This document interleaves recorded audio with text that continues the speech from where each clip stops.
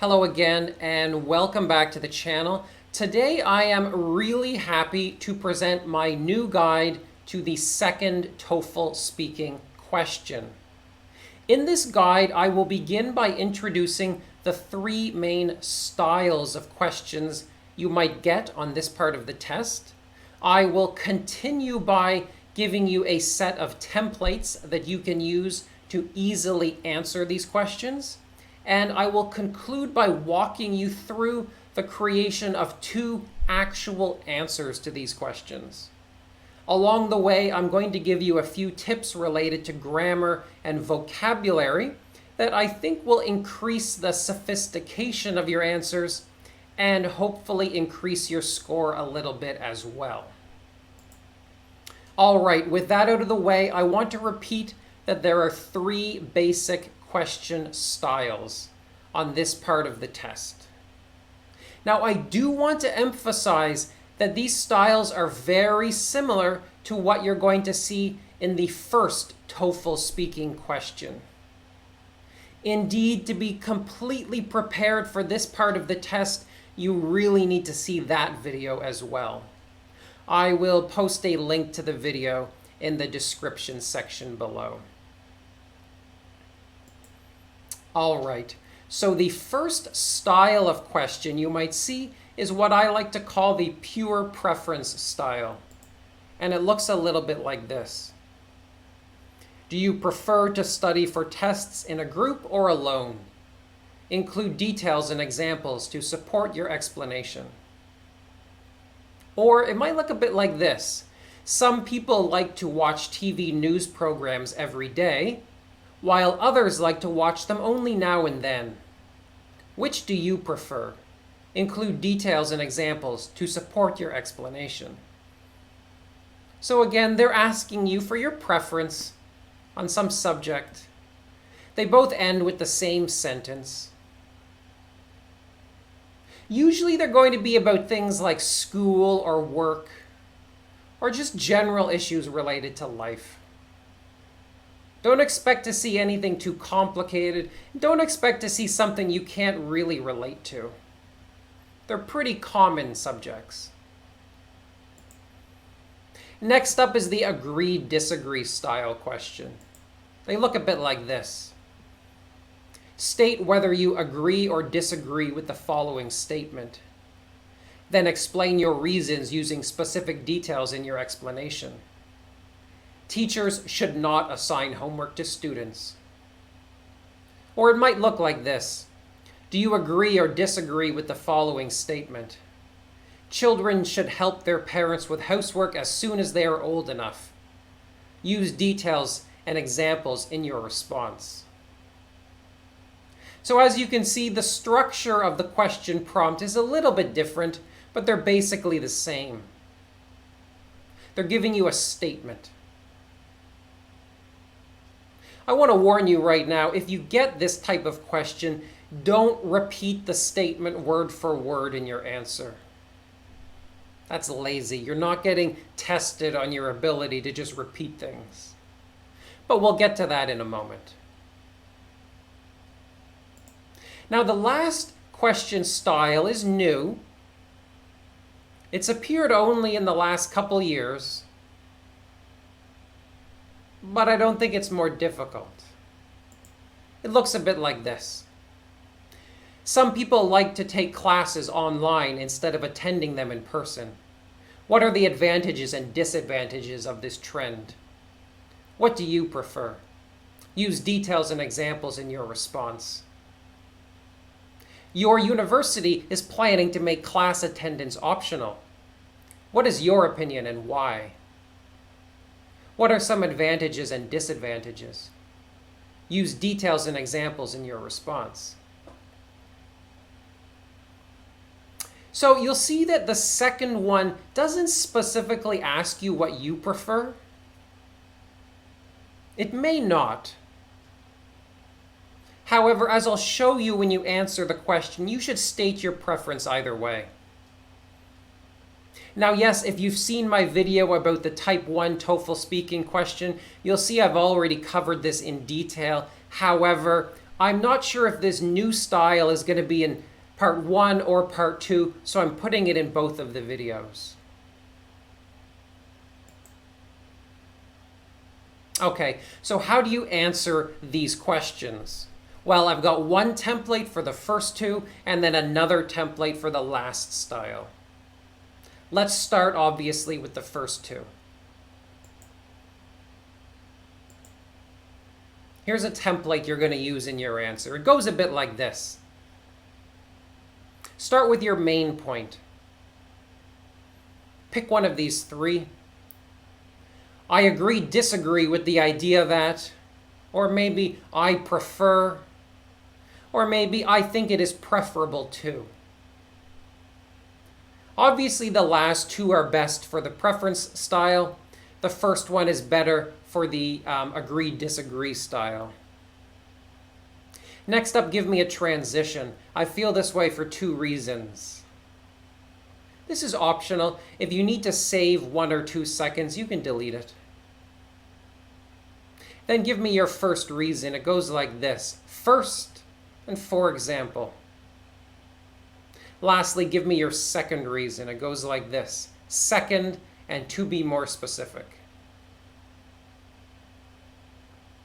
I want in the first reason a sort of personal example, a very quick personal story to illustrate the reason. You notice the prompt asked for examples and details. Well, I want you to do that. Give me an example here. While in the second reason, don't give me an example. Just give me more details.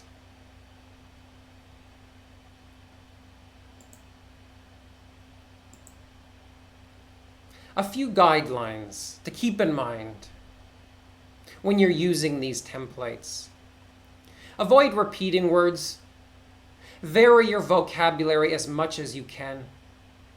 I know it's hard to avoid repeating words sometimes because you're speaking very quickly, but just keep it in mind as an ideal. A perfect answer will avoid repeating words too much. Use discourse phrases, things like as a result, or consequently, or moreover. These words give your answer more sophistication, they give it more structure, they'll probably increase your score. I'll show you a few of these in my sample answers, and in the video description I will link to a page that includes a few more of them. Use a few conjunctions. These lead to compound sentences. I don't want to turn this video into a grammar lesson, but again, in the video description, I will link to a quick guide about what a compound sentence is. Don't copy from the prompt. As I said, I don't want to hear, I agree with the statement that, and then, followed by the exact statement.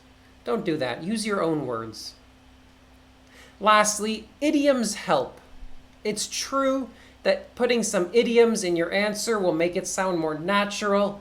However, be sure that you know what you're doing. In the past, I had a blanket rule that idioms were terrible because most of my students were using them poorly. Well, these days I do recommend idioms, but don't make any mistakes with them. That's something you might want to study before taking the test. If you're not comfortable with idioms, just don't bother. All right, so let's get started on our sample question. Here it is. Do you agree or disagree with the following statement? Children should help their parents with housework as soon as they are old enough. Obviously, this is an agree or disagree style question. How did I answer it? Well, I used that template. I started with my main point.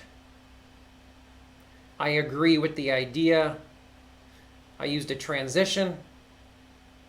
I used first.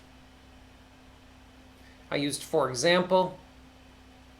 And then I included a personal example. I used second. And then I used to be specific. And then I elaborated on that without an example. Now, I think I'll read this one just to see if I can finish it in 45 seconds, because that's all you have on test day. So let's give it a shot. I'm going to time it. Here goes. I agree with the idea that kids should help with chores right away. I feel this way for two reasons. First, doing a bit of housework will teach them really valuable skills. For example, I was required to prepare breakfast for my little brother before school, so when I grew up and moved away to college, I had no problem putting together healthy meals for myself. As a result, I stayed really strong and fit when I was a student. Second, shared tasks can create bonds between family members. To be specific, kids are sometimes shy, but if they spend long periods of time with their parents doing chores, they might open up a bit. Accordingly, they will be more likely to talk about their feelings. That was 42 seconds, so it's just about ideal. If you speak a bit slower than me, you can shorten it. The first thing to delete is the transition. You can probably get 2 more seconds just by deleting that. And of course, basically, the next thing to delete would be the last sentence of each reason. That'll hurt your score, but I understand everyone speaks at a different pace. Now, what else did I do here to increase the score? Well, as I said, I didn't want to repeat words too much, so instead of saying children, here I said kids. I didn't want to repeat housework, so here I said chores. And here I said tasks. This is just varying my vocabulary to show off the words I know and hopefully increase my score. Likewise, I used a couple of conjunctions. I used so and but. These created compound sentences, which are something that the graders are really looking for. I also used as a result, and then I used accordingly down at the end of the answer. These discourse phrases give my work a bit more sophistication.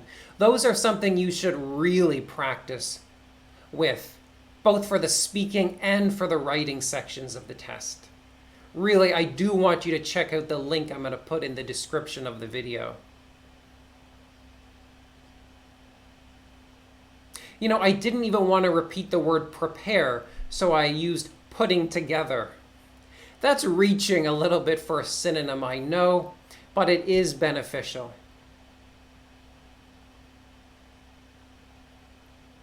All right, moving on to the advantages and disadvantages style. Now, actually, if you've seen my video about speaking question 1, you can actually turn off this one, because this is exactly the same thing as I said in that video regarding the advantages and disadvantages style. But if you haven't seen that one, or you want to review a little bit more, hey, why don't you stick around? Here's your template. Starts like this, with an introduction. There are certainly both benefits and drawbacks of whatever is mentioned. First of all, one advantage is, and then give me 1 to 3 sentences. However, a disadvantage is, and then give me a couple more sentences, and then state your opinion in 1 line. Now, as I said, sometimes the prompt might not specifically ask you for your opinion, but I think to be on the safe side, you should include it here at the very end. It's very easy to include it because you only need 1 sentence. You've already justified your choice by stating the advantage. So again, stating your preference is very, very easy. Just fill in the blank, 1 fast sentence at the end. Here's the sample question.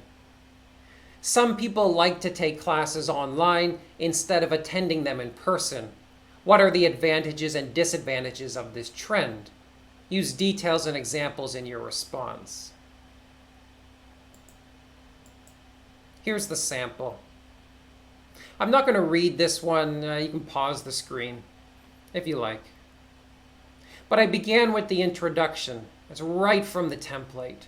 There are certainly both benefits and drawbacks of... And you can see that even this is an effort to vary my vocabulary. I'm not going to say advantages and disadvantages. I'm going to change that. I'm going to say benefits and drawbacks. Why not? Vary that vocabulary as much as you can. First of all, an advantage is, you see, I'm using advantage here. So why do I need to use it at the beginning? And then I jump down to the second reason. However, a possible disadvantage is, and then at the end I gave my opinion, just like in the template. I've underlined each of my efforts to vary the vocabulary a bit more. I use peers instead of repeating classmates. I might want to use school instead of university. Maybe I would repeat that with, or replace that, I should say, with college. I've used a couple of conjunctions like which and but. I've used a transitional phrase like in contrast. These are the techniques you want to master.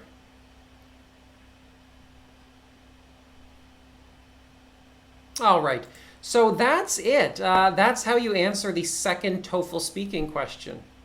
Shouldn't be too hard, but if you want to get more of this kind of stuff, you should visit my site, which is TOEFLresources.com. At that site, you can actually get a text version of this guide, which might be a little easier to study with. You can also find guides to the writing section of the test, and if you're really keen, you can sign up for writing or speaking evaluation from me. All right, I'm going to leave it at that, but if you have any questions, please leave one below. I always try my best to answer every question or respond to every comment that is posted. Meanwhile, don't forget to subscribe to the channel because I am going to upload guides to the rest of the speaking test in the weeks and months to come. Take care then. I'll see you later.